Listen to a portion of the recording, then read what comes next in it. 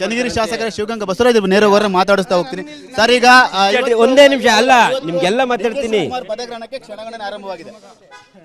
ಆಗ್ಲಿ, ಒಳ್ಳೇದು, ಶುಭಾರಂಭ, ಎಲ್ರಿಗೂ ಒಳ್ಳೇದಾಗ್ಲಿ ಅಂತ ಬಯಸ್ತೀನಿ.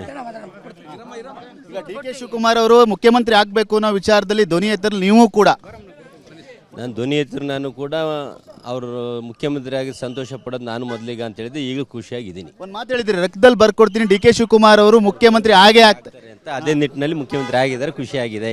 ಈಗ ಶುಭಗಳಿಗೆ ಶುಭ ಮುಹೂರ್ತ ಬಂದಿದೆ. ಶುಭ ಮುಹೂರ್ತ ಬಂದಿದೆ. ಹೌದು, ಶುಭಗಳಿಗೆ ಶುಭ ಮುಹೂರ್ತ ಬಂದಿದೆ. ಈಗ ನೀವು ಕೂಡ ಏನಾದರೂ ಸಚಿವಾಕಾಂಕ್ಷಿ ಇದ್ದೀರಾ? ಇದನ್ನೇ ಅಂತ ಹೇಳಿದ್ನಲ್ಲ, ರೈತ ಕೊಡ್ತೀನಿ ಕೊಡಿ ಅಂತ ಹೇಳಿದ್ದೀನಿ. ಫಸ್ಟ್ ಟೈಮರ್ MLAಗಳಿಗೆ ಕೊಡಬೇಕು ಅನ್ನೋ ವಿಚಾರದಲ್ಲಿ ನೀವು ಕೂಡ ಸಹಿ ಮಾಡಿದ್ರಿ. ಹೌದು, ಫಸ್ಟ್ ಟೈಮ್ 5ರಿಂದ 10 ಅವಕಾಶ ಮಾಡಬೇಕು ಅಂತೇಳಿ ಆ ನಿಟ್ಟಿನಲ್ಲಿ ಕೆಲಸ ಆಗ್ತಾ ಇದೆ. ಹೇಳಿಕೆಗಳನ್ನ ಕೊಡುವುದರಲ್ಲಿ ಸಂದರ್ಭದಲ್ಲಿ ಸಾಕಷ್ಟು ವಿರೋಧ ಬಂತು, ನೋಟಿಸ್ ಕೊಡಬೇಕು ಅಂತ ಆಯ್ತು, ವಿರೋಧ ಬಂತು, ಅಂತ ದಿನವನ್ನು ಮೆಟ್ಟಿದ್ರು. ಸಹಜ, ಅವೆಲ್ಲ ಸಹಜ ಗುಣಗಳು, ನಡೆಯುವಂತವೆ ಪ್ರಕ್ರಿಯೆ ನಡೆದಿದೆ, ಏನು ತೊಂದರೆ ಇಲ್ಲ. ನಿಮ್ಮ ನಾಯಕರು ಇವತ್ತು ಮುಖ್ಯಮಂತ್ರಿಯಾಗಿ ಪ್ರಮಾಣ ವಚನವನ್ನು ಸ್ವೀಕರಿಸಿದ್ದಾರೆ. ಇದಕ್ಕೆ ಶಿವಗಂಗಾ ಅವರು ಏನು ಹೇಳ್ತಾರೆ? ಈಗ ಎಷ್ಟು ಖುಷಿ ಇದೆ, ಏನು ಹೇಳ್ತಾರೆ? ಒಂದು ನಮ್ಮ ಬಹಳ ದಿನಗಳ ಆಸೆ ಈಡೇರಿದೆ.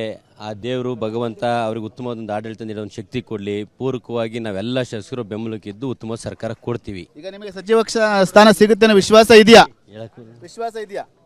ಸಚಿವ ಸ್ಥಾನ ಸಿಗುತ್ತೆ ಅನ್ನೋ ವಿಶ್ವಾಸ ಇದೆ? ಯಾಕಂದ್ರೆ ನೀವು ಕೂಡ ಫಸ್ಟ್ ಟೈಮ್ ಶಾಸಕರು. ರೈತ ಕೊಡದಲ್ಲಿ ಕೇಳಿದ್ದೀನಿ, ಅವಕಾಶ ಸಿಕ್ಕರೆ ಒಳ್ಳೆಯದು. ಇದಿಷ್ಟು ಶಿವಗಂಗಾ ಬಸವರಾಜ್ ಅವರ ಮಾತು. ನಾನು ರಕ್ತದಲ್ಲಿ ಬರೆದು ಕೊಡ್ತೀನಿ ಅಂತ ಹೇಳಿದೆ. ಹಾಗಾಗಿ ಅದೇ ರೀತಿಯಾಗಿ ಮುಖ್ಯಮಂತ್ರಿಗಳು ಡಿ ಕೆ ಶಿವಕುಮಾರ್ ಅವರು ಕೂಡ ಇವತ್ತು ಮುಖ್ಯಮಂತ್ರಿಗಳಾಗ್ತಾ ಇದ್ದಾರೆ. ಸಾಕಷ್ಟು ಖುಷಿ ಅಂತ ಹಿಂದೆ ನಾನು ರೈತ ಕೋಟದಡಿ ಈಗಾಗಲೇ ಸಚಿವ ಸ್ಥಾನವನ್ನು ಕೇಳ್ತಾ ಇದ್ದೀನಿ ಅನ್ನೋ ಮಾತನ್ನು TV9 ಜೊತೆ ಹಂಚ್ಕೊಳ್ತಾ ಇದ್ದು. ಕ್ಯಾಮರಾಮನ್ ಸೈಯದ್ ಜೊತೆ ಸುನಿಲ್, TV9 ಬೆಂಗಳೂರು.